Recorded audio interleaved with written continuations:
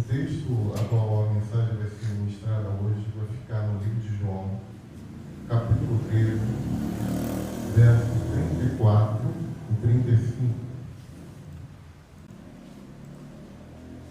João, capítulo 13, versos 34 e 35. Diz assim o texto: Um novo mandamento vos dou, que vos ameis uns aos outros, como eu vos amei a vós, que também vós uns aos outros vos ameis. Nisto todos conhecerão que sois meus discípulos, se vos amardes uns aos outros. Amém? Vamos repetir o 35. Nisto todos conhecerão que sois meus discípulos, se vós amardes uns aos outros. Podeis sentar. Esse texto, Cristo menciona que ele seria um mandamento para ser cumprido de uma forma que a igreja, ela, através dessa atitude, dessa orientação espiritual, fosse reconhecida no mundo lá fora. Como se a simplicidade do verdadeiro amor pudesse ser percebida pelo mundo lá fora. Quando as pessoas conseguem reconhecer Deus através da vida do homem e da mulher de Deus, para aquele que é um cristão verdadeiro, um homem fiel e temente à palavra de Deus, este é um motivo de alegria. Agora, o que a palavra que Cristo menciona nesse texto não era uma ação fácil, natural do homem comum, mas era uma ação de alguém que estava intrínseco em Cristo. Cristo menciona que nada podemos fazer quando nós não estamos nele, mas nele nós podemos todas as coisas. A igreja, ela sempre foi um referencial para a humanidade, um referencial ético, um referencial moral, um padrão de excelência pelo cuidado e pelo zelo com aqueles que estão à sua volta, aqueles que são os seus próximos. Na verdade, a comunhão entre os irmãos é tão necessária que a maioria das vezes que houve uma ação extraordinária de Deus, sempre foi uma ação que atendia a necessidade não só do indivíduo, mas a necessidade de todo o povo, de toda aquela geração e de toda aquela igreja. Então, quando nós amamos uns aos outros, nós exercemos um amor, como o texto menciona, um amor que é fraternal. Um dos textos da definição da palavra diz que esse amor fraternal é como se fosse um beijo de carinho. É estar próximo de uma maneira que é diferente, que é fácil de ser reconhecida e é fácil de ser percebida. Essa maneira não é uma maneira humana só, mas é uma ação totalmente espiritual. Agora, ser reconhecido pelo amor requer de cada um uma prática constante em sua vida, porque senão passa a ser um momento parcial. Mas quando alguém cresce, e ela cresce no amor, que é benigno, é longânimo, é paciente, esta pessoa, ela desenvolve uma característica divina sobre a sua vida, porque ela está vivendo o projeto de Deus para si. Logo, quando nós olhamos no livro de Gênesis, no capítulo 4, nós vemos uma pergunta do Senhor a Caim. E quando houve aquele ato, Deus faz uma E esse relato, ele fala assim: e disse o Senhor a Caim: aonde está Abel, teu irmão? Entenda que naquele momento Deus estava querendo saber o que ele tinha feito a quem estava ao seu lado, alguém que tinha sido estabelecido como seu irmão. Nós vemos Cristo mencionar muito isso, desse cuidado pessoal ao irmão. Ele responde da seguinte maneira: sou eu o guardador do meu irmão? Sou eu que devo tomar conta dele? Será que sou eu que devo me responsabilizar por ele? E a maior situação daquele momento era que aquele homem, ele não queria ser responsável por aquele que estava ao seu lado. E esta nunca foi a visão de Deus para o homem. A visão de Deus para o homem é que você viva a sua vida e você zele por quem está ao seu lado, quem é o seu próximo, quem é o seu irmão, quem vive junto de você. Tem que haver um cuidado espiritual sobre a vida daquelas pessoas que estão ao nosso lado.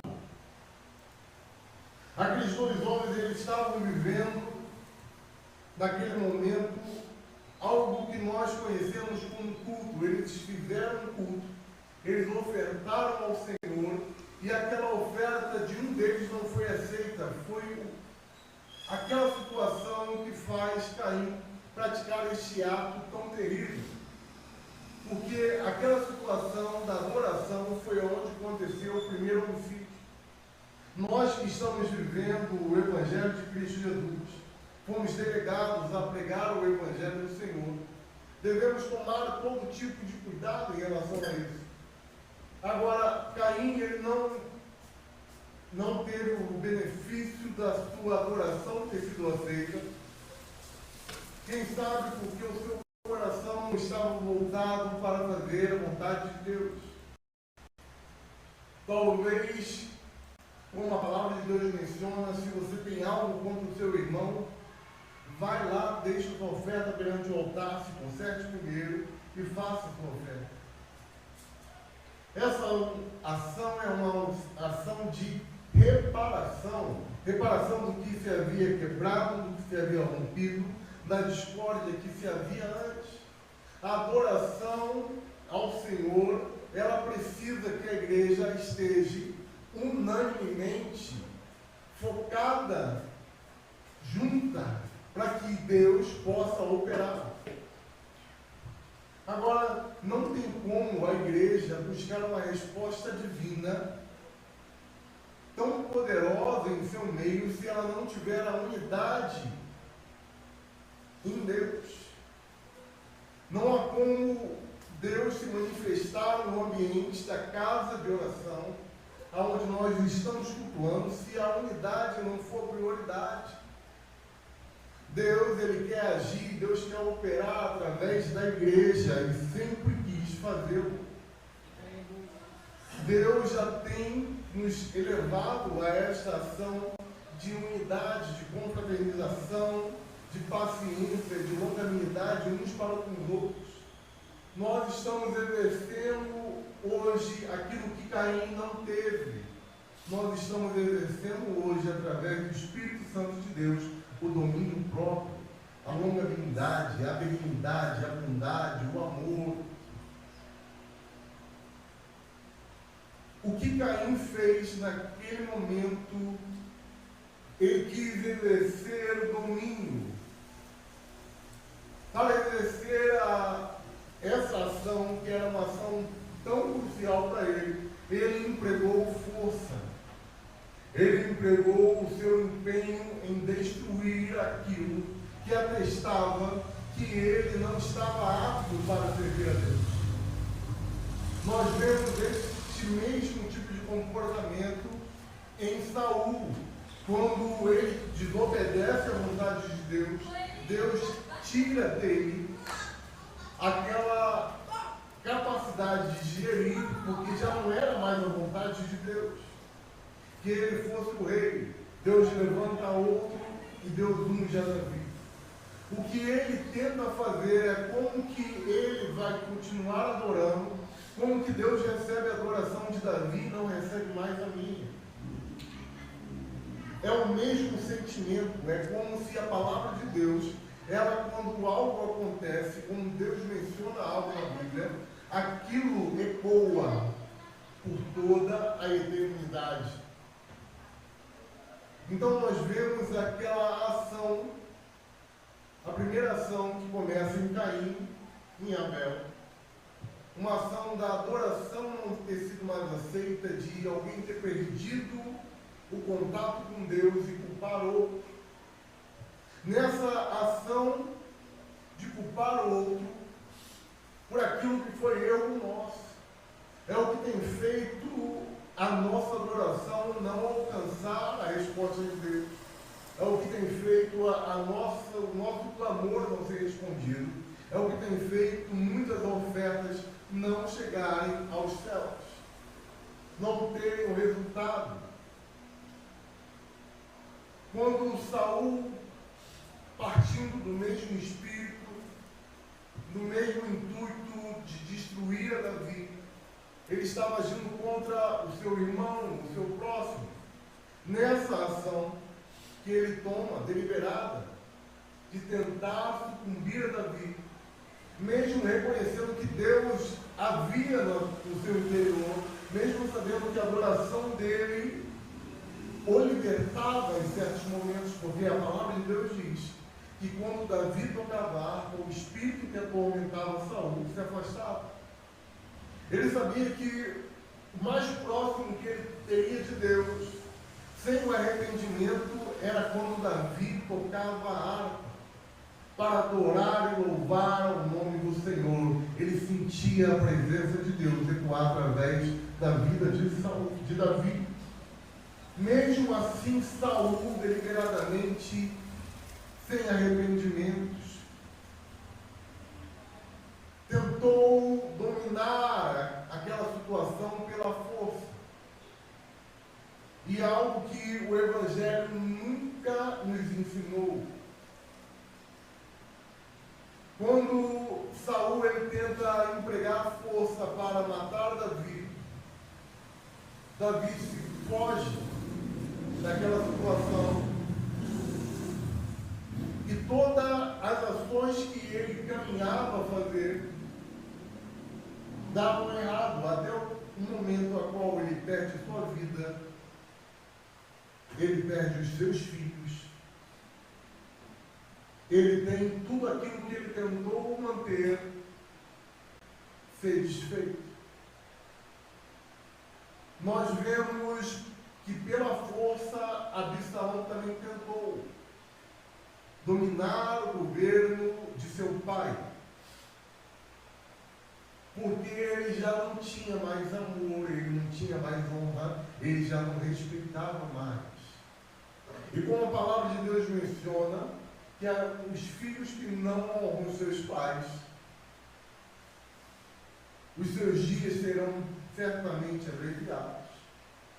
Absalão, ele sofre a sua morte precoce, simplesmente porque ele foi contra a autoridade de seu pai. E é esse o ponto da qual eu quero basear esta mensagem hoje. Autoridade espiritual e dominação são totalmente opostos. Não se compara domínio com autoridade. Entenda, Davi, ele era o rei ungido por Deus, constituído, cheio da presença de Deus. Era a vontade de Deus que ele mantivesse o governo.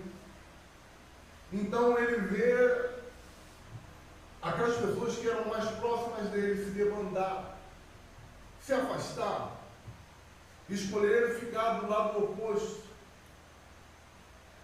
Nós vemos nele, e através das palavras que ele menciona, que o desejo dele não era dominar o seu filho, não era a sentença de morte a quem lhe fazia mal, mas o desejo dele é que ele se arrependesse.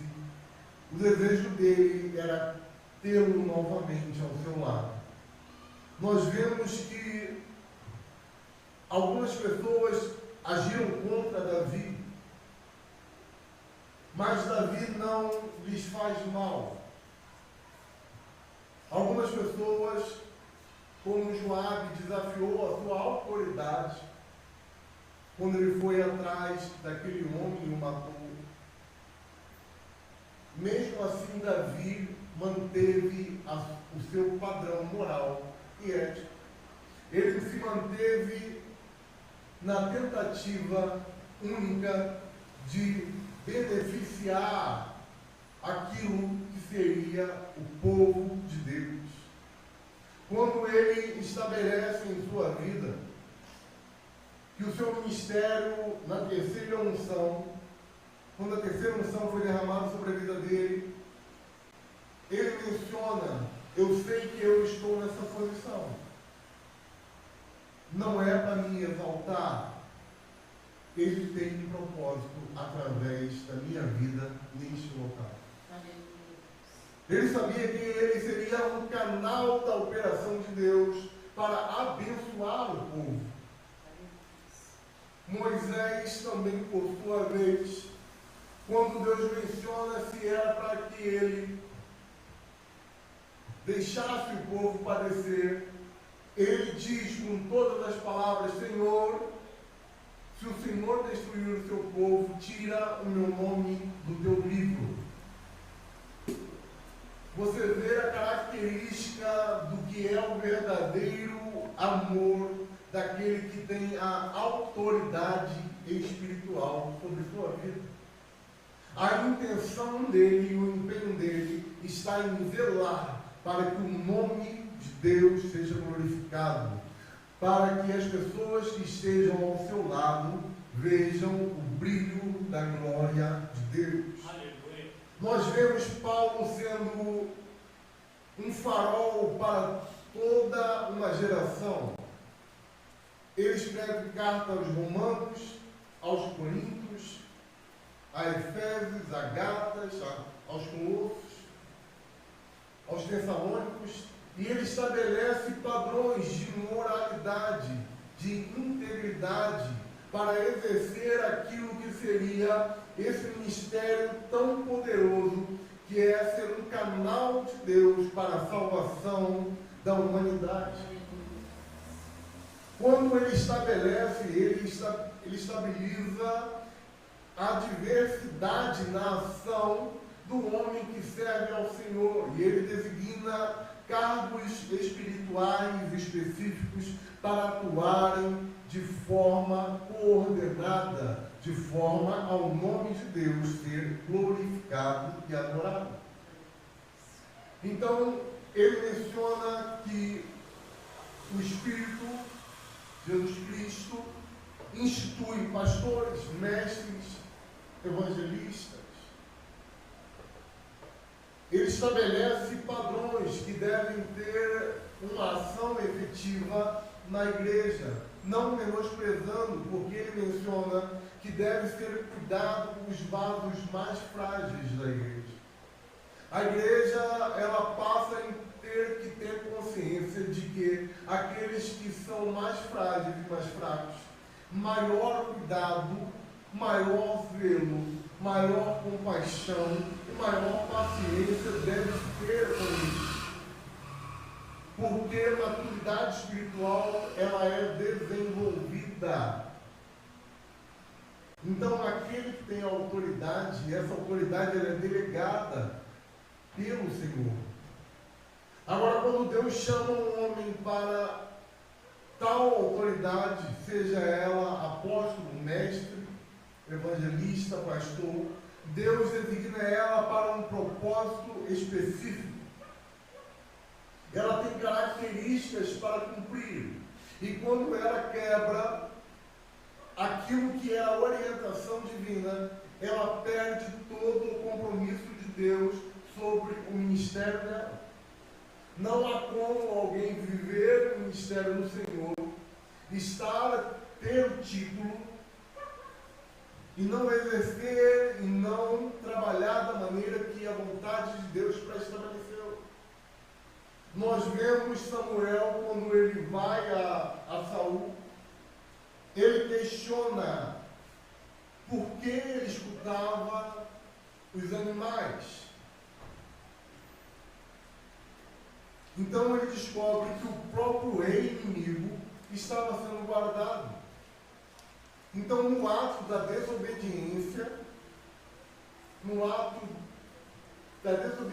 de Saul, em exercer a função que Deus estabeleceu para ele, Deus rompe totalmente o compromisso que tinha com ele. De certo, toda vez que um homem e a mulher de Deus quebra o princípio daquilo que Deus delegou para que ele exerça dentro da igreja, dentro do seu chamado, dentro do seu ministério, ele perde a autoridade que foi delegada por Deus. Há um rompimento simplesmente por não fazer a vontade de Deus.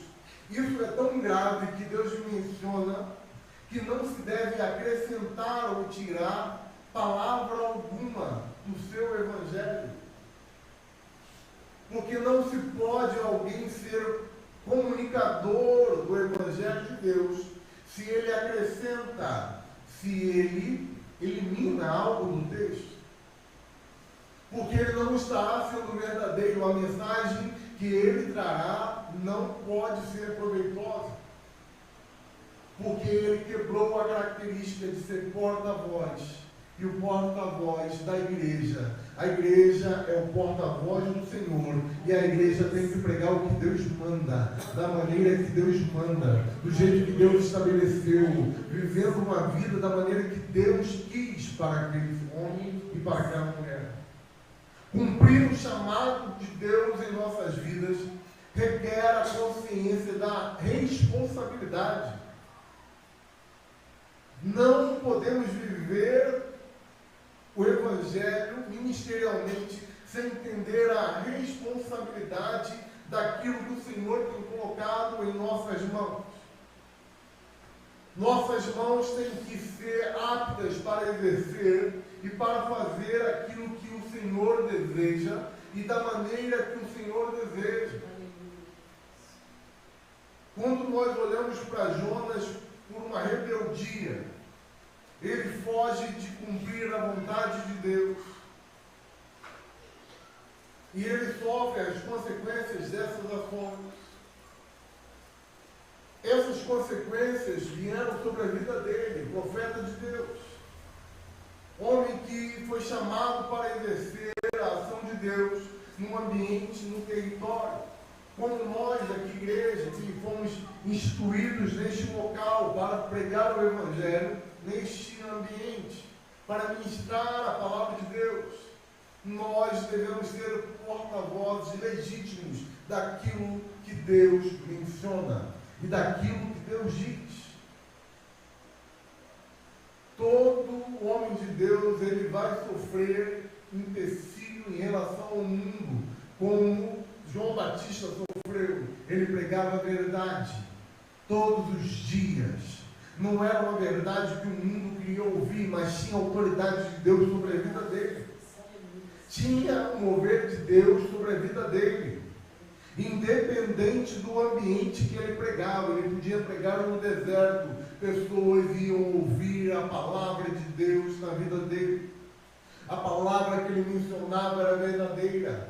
Então, igreja, se você vive um ministério, um projeto de Deus, tudo aquilo que você prega, aquilo que você ensina e aquilo que você instrui, ela tem um peso da autoridade de Deus sobre a sua vida para operar milagres, para manifestar o amor de Deus, para trazer restauração, libertação. A igreja, ela é amada pela autoridade divina, que ela não foi constituída por si mesmo, não foi instituída pela vontade do homem, mas pela vontade do Deus Todo-Poderoso. E aquilo que Deus está fazendo nesta igreja não vai parar, porque os planos de Deus não podem ser impedidos.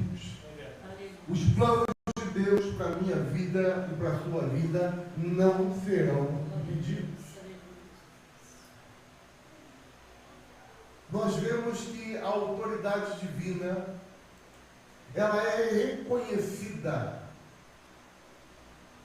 ela é discernida pelo mundo lá fora. Há um brilho especial na vida de quem tem a presença de Deus. As palavras que saem da sua boca, ela tem que jorrar vida.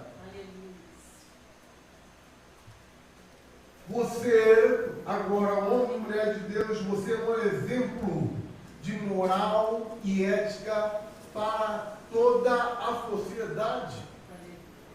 No meio dos seus parentes, da sua parentela, do seu ambiente de trabalho, você é um referencial de Deus.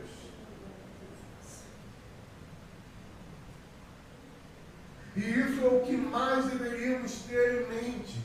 Será que quando as pessoas nos veem, elas veem a glória de Deus em nossas vidas e através de nós? Será que nós temos sido referencial? Nós temos cumprido o propósito que Deus determinou para a nossa vida? Será que nós temos cumprido o chamado que o Senhor determinou para nós? Entenda, a igreja, ela é gloriosa. A igreja detém o bem mais precioso que existe. A igreja, ela tem sobre si os dons espirituais. A igreja, ela tem a possibilidade de trazer salvação a toda a humanidade. A igreja, ela tem autoridade sobre principados, sobre potestades, sobre toda obra maligna, todo ardis do inimigo. A igreja não é uma igreja que vai viver cabisbaixa. A igreja deve se erguer vitoriosa. Quando Cristo menciona em Apocalipse sobre a igreja, ele menciona que a igreja era uma igreja vitoriosa, uma igreja triunfante, uma igreja que venceu o pecado, uma igreja que venceu a sociedade, uma igreja que venceu todo pensamento contrário à vontade de Deus, mas sim uma igreja triunfante, vitoriosa, santa, purificada. Aleluia! Cristo virá buscar esta igreja.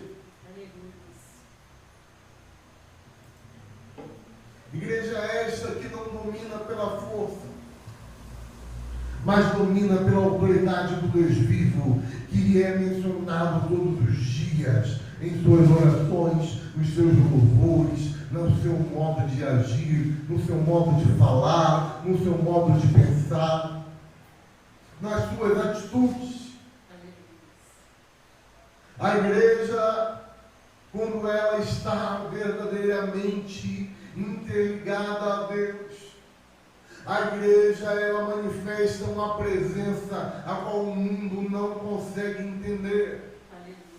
Da onde vem essa presença que quebranta o coração? Da onde vem esta vontade de chorar e me quebrantar? Vem da igreja que é vitoriosa, da igreja que vive em oração, da igreja que está unânime em união, da igreja que quando se movimenta para adorar ao Senhor, o único propósito dela naquele momento é a adoração do nome do Senhor, é o engrandecimento daquilo que o Senhor tem feito, daquilo que o Senhor tem operado, daquilo que o Senhor tem realizado na vida deles. Há momentos de alegria quando a igreja se reúne. Aleluia! A igreja unânime, ela atrai a presença de Deus. A igreja em unidade, ela traz a presença de Deus para perto. A presença de Deus passa a andar em nosso meio. Tanto que nós conhecemos a expressão: o anjo do Senhor está passeando no meio da igreja. O anjo do Senhor está se movimentando neste lugar, porque a presença é real, ela é sentida, ela é verdadeira, ela que expressa algo que não pode ser compreendido pelo intelecto humano. O mundo não pode receber, mas a igreja está cheia. A igreja está cheia. Aqui há um lugar onde existe a presença de Deus, e onde a presença de Deus se manifesta, o mundo tem que reconhecer a glória do Altíssimo neste local, neste ambiente. Aqui é que o nome dele é glorificado. Nós vemos a ação de Deus, a manifestação de Deus em Atos, se manifestar numa igreja que estava unida em oração, fervorosa, constantemente orando uns pelos outros. Comece a viver uma vida de oração no ambiente da igreja, orando pelo quem está ao seu lado. Que nós conseguimos romper esse comportamento que nós às vezes absorvemos de Caim. Só pensamos, talvez, muitas das vezes em nós mesmos, mas quando nós começamos a orar por quem está ao nosso lado, sem que Deus pergunte aonde está o nosso irmão, nós já estamos dando a direção. Senhor, ele está assim, ele está desse jeito, mas o Senhor pode agir, o Senhor pode operar, ele precisa de uma cura, ele precisa de uma libertação nesta área, ele precisa, oh Pai amado, de uma resposta financeira sobre sua vida. Eu te entrego a vida do pastor fulano, eu te entrego a vida do irmão fulano. Senhor, eles precisam de uma intervenção no seu lar. A irmãzinha precisa que o marido dela seja salvo. Meu Senhor, eu trago a memória, Senhor, aqueles que estão ao meu lado. O Senhor colocou no ambiente da adoração onde eu vivo. Quando nós, como igreja, oramos uns pelos outros, somos gentis uns com os outros, nós estamos expressando que nós rompemos com esse comportamento de Caim, que nós somos responsáveis por aqueles que estão ao nosso lado. Isso carrega sobre você, igreja, uma autoridade em Deus para agir espiritualmente. Aleluia! E isso é tão sério que em Zacarias capítulo 3, Josué, como sacerdote, ele entra no ambiente, Satanás, o opositor, lhe confronta, o anjo do Senhor troca as vestes de Josué, e ele menciona, a partir de agora, se você cumprir a minha palavra, ensinar ao meu povo a minha palavra, aleluia, você sempre terá lugar neste ambiente. Este ambiente é um lugar da intercessão divina, é o acesso espiritual a uma presença que transcende a realidade humana, a possibilidade de entrar no ambiente que nós conhecemos como santo, um ambiente santo, aonde nós não podíamos mais entrar, aonde o povo de Israel durante o período do deserto não poderia entrar, mas nós em Cristo Jesus temos acesso ao Pai diretamente para falar com Ele, para receber as bênçãos diretamente do seu altar. Paulo menciona que Cristo é como âncora dentro dos santos, que nos prende e nos estabelece naquele ambiente de glória, o ambiente da resposta, o ambiente do milagre, o ambiente da ação divina, da operação de milagres, da realização de projetos e sonhos que muitas das vezes tivemos em nossa vida e pela nossa capacidade não alcançamos nesse ambiente de oração, nesse ambiente de santidade, onde o Senhor está e Ele é para nós uma âncora. Estamos firmados nele e nele alcançamos projetos maiores. Estamos firmados em Deus para viver tempos extraordinários. Vivenciaremos em nossas vidas a ação milagrosa de Deus. Em Cristo, empenhados nele. Porque nós estamos rompendo com aquilo que Deus mais contraria, o seu querer, porque nós vivemos em unidade, em amor, o mundo reconhece. É tão sério a questão do zelo fraternal, que Deus diz que abomina o homem que causa contenda contra o seu irmão. É tão sério e deve ser estabelecido como importância do grau máximo. Cristo menciona que amar a Deus acima de todas as coisas é o primeiro mandamento, mas amar o nosso próximo como a nós mesmos é o segundo. Para que ele não veja a destruição, para que as vidas não sejam ceifadas. Você é o sacerdote de Deus, comece a ministrar a palavra de Deus sobre a vida de quem está no ambiente onde você está inserido. Comece a bendizer o nome do Senhor no lugar onde você vá. Você é um canal de Deus. Deus está operando através de você. Existe uma autoridade espiritual sobre a sua vida. Ela deve ser exercida. Aleluia. Glória a Deus. Santo é o nome do Senhor. Precisamos entender quão poderosa é esta dimensão, a qual nós estamos inseridos por Cristo Jesus. Esse ambiente espiritual é um ambiente de respostas. Só é alcançado quando nós nos mantemos firmes. Palavra e oração. Palavra e intercessão. Palavra e resposta de Deus para o mundo lá fora.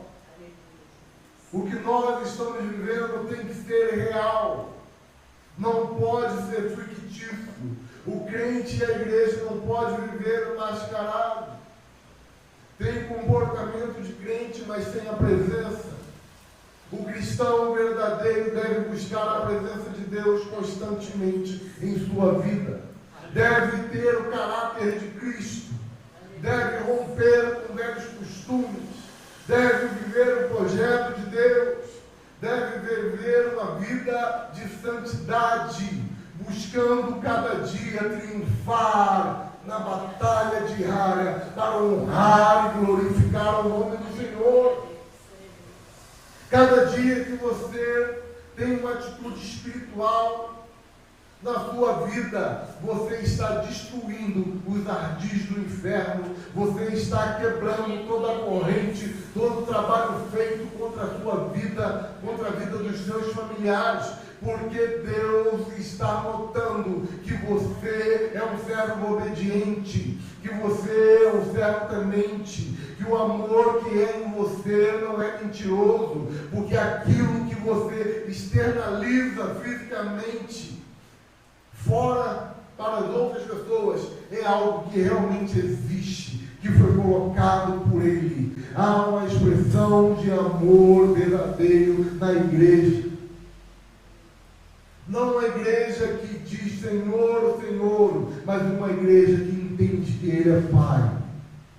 Uma igreja que entende o seu amor. Uma igreja que teve um encontro fora do normal. Uma igreja que conheceu a presença de Deus de forma tangível, perceptível. E ela não consegue mais viver sem sentir a presença de Deus.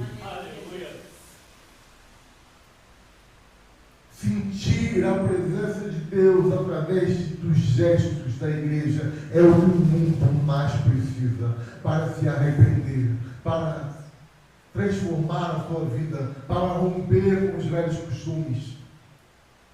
Nunca foi tão rechaçado a igreja como nos dias de hoje.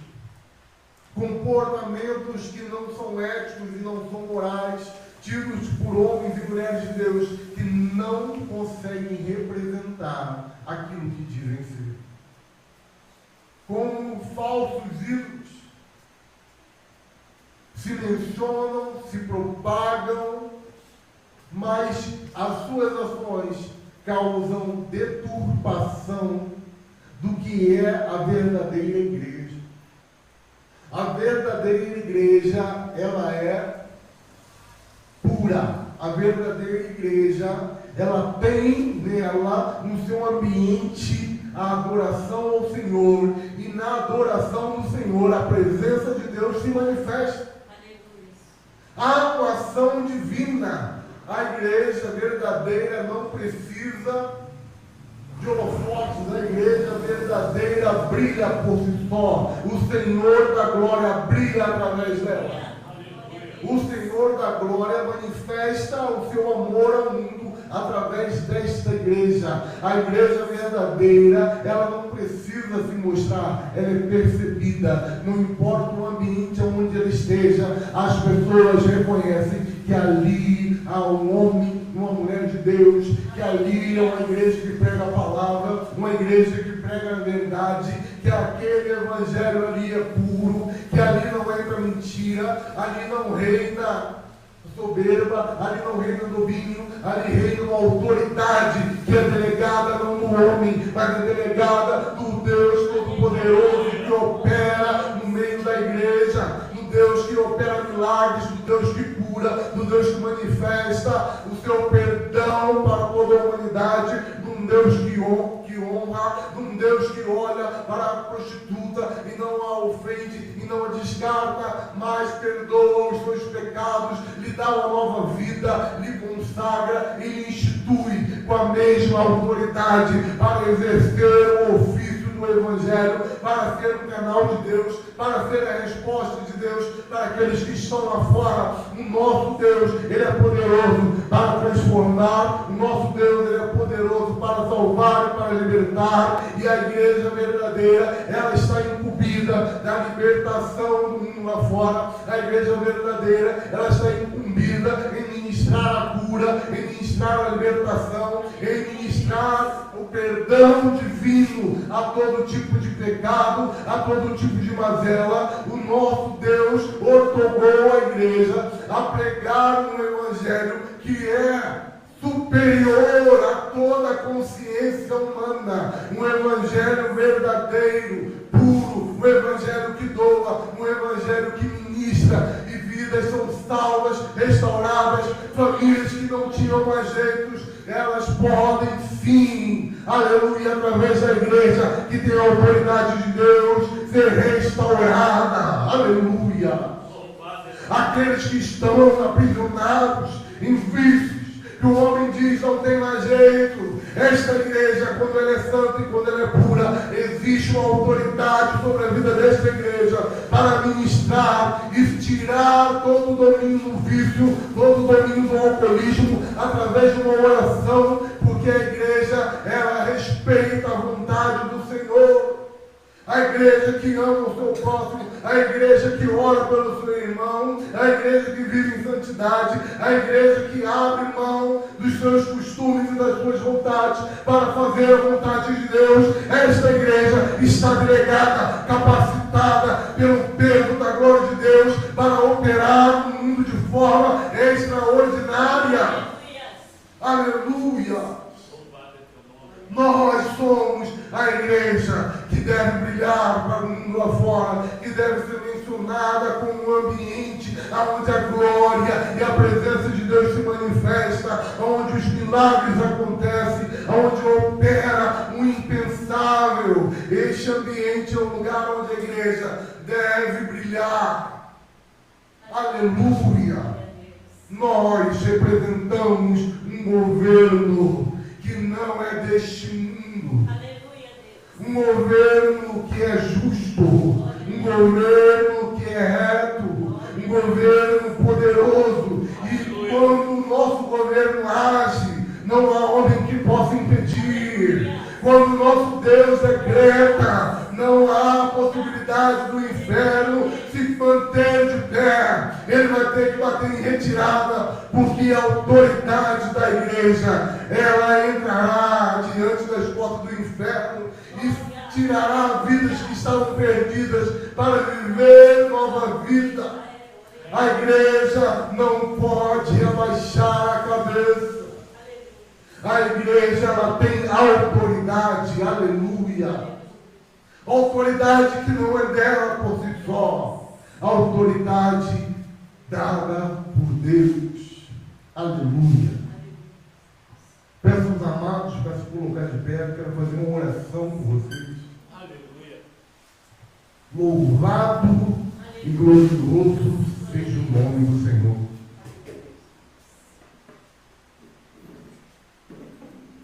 Pai eterno, Pai amado, está aqui a tua igreja. Deus querido, servos seus, Pai amado, que tem cumprido a tua vontade, Deus querido, que tem vivido uma vida de renúncia às suas próprias vontades, seus deveres, para cumprir a tua palavra, para cumprir o teu propósito, para fazer aquilo que o Senhor deseja.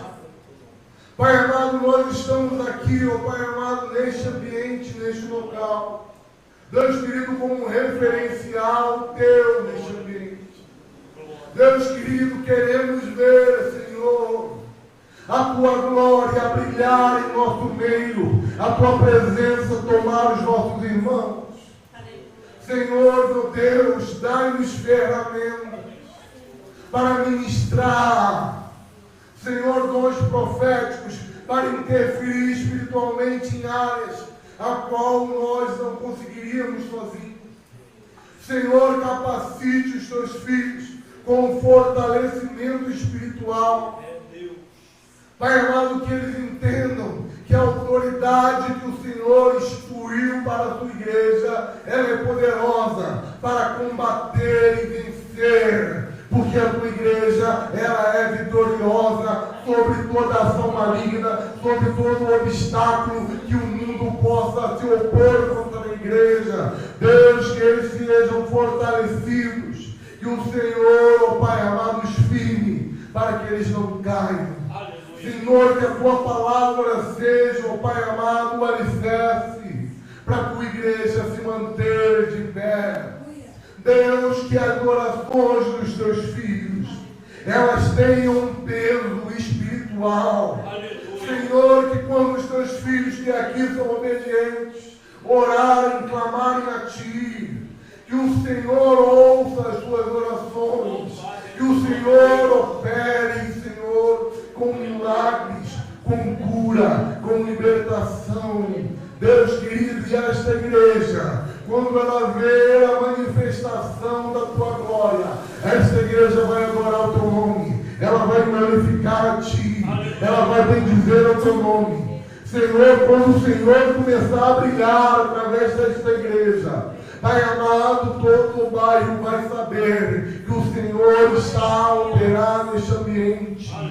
Senhor, quando essa igreja, ó Pai amado, começar a chorar, e o Senhor vai ouvir dos céus, Senhor, creio que a tua presença vai ser tão grande que pessoas a quarteirões sentirão o brilho da tua glória, sentirão a tua presença, seus corações serão quebrantados e eles serão restaurados, porque existe um Deus no céu que se manifesta na terra através da vida da igreja, através da vida da igreja, através do louvor da igreja, através da palavra ministrada, através da oração feita, o Senhor se faz presente.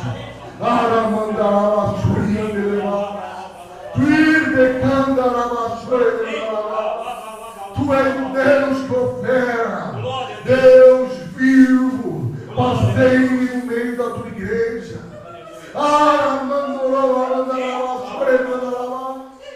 Deus, a tua igreja em unidade, ela busca a tua glória, ela busca a tua presença. Manifeste o teu poder, derrama da tua glória, derrama da tua presença. Não nos deixe, ó Pai amado, aqui sem que o Senhor traga uma palavra poderosa sobre nossas vidas. Pai amado, que a tua igreja, Pai amado, seja fortalecida, encoraçada pela justiça. Pai amado, que os teus atos sejam, Pai amado, sinal da tua glória e da tua presença na vida de cada um. É o que eu te peço, Senhor, e te agradeço em nome de Jesus. Glória a Deus. Vocês vão receber, amém, irmãos? Glória a Deus. Aleluia. Que Deus continue usando o nosso pastor Grilo. Nós vamos sair daqui alimentado para a glória de Deus. Tá? Deixa Deus operar, deixa Deus falar. Aleluia. Você, amado ouvinte, também ouviu essa mensagem que soou dentro da sua casa. Deus falou contigo. Você pode vir aqui. Terça-feira nós estamos aqui às 19h30. Quarta-feira nós estamos na Praça de Ilhópolis pregando a palavra de Deus. E sexta-feira às 19h30 trabalho de libertação aqui na igreja. Você é nosso convidado. E domingo pela manhã, 8 horas da manhã, oração de 8 às 9 e de 9 às 11, escola bíblica dominical. E à noite nós estaremos adorando a Deus, a nossa diaconisa deve estar trazendo a palavra do Senhor. Você é nosso convidado. Vamos orar a Deus em nome de Jesus. Já fiz os anúncios? Tem alguma coisa que eu esqueci? Não, né? Então vamos orar a Deus. Pai amado, Pai querido, Deus eterno, Deus maravilhoso. Obrigado, Pai Santo, Deus de poder, Deus de vitória. Tenha liberdade, Senhor, cada dia no nosso meio, nas nossas vidas, ó Pai, nos guiando, nos direcionando, ó Deus, cada dia, Pai amado, Pai querido, para darmos, ó Pai amado, o espaço que o Senhor tem, ó Pai, para exercer nas nossas vidas, ó Pai. Estamos atentos, Senhor, à voz do Teu Espírito Santo, ó Deus bendito, Deus eterno, Deus de poder. Eu peço uma bênção para cada um dos Teus servos que é cristão. Peço uma bênção para quem está também, Senhor, ao alcance desse microfone. Ó Deus, que venha abençoar. Pai, dê uma semana abençoada para cada um, ó Pai. É o que eu te peço, ó Deus amado, Deus querido, em nome de Jesus Cristo. E a graça de nosso Senhor e Salvador Jesus Cristo, e o amor de Deus, e as doces consolação do Espírito Santo, seja com todos, todos digam amém. Que Deus abençoe, uma semana abençoada para todos, em nome de Jesus.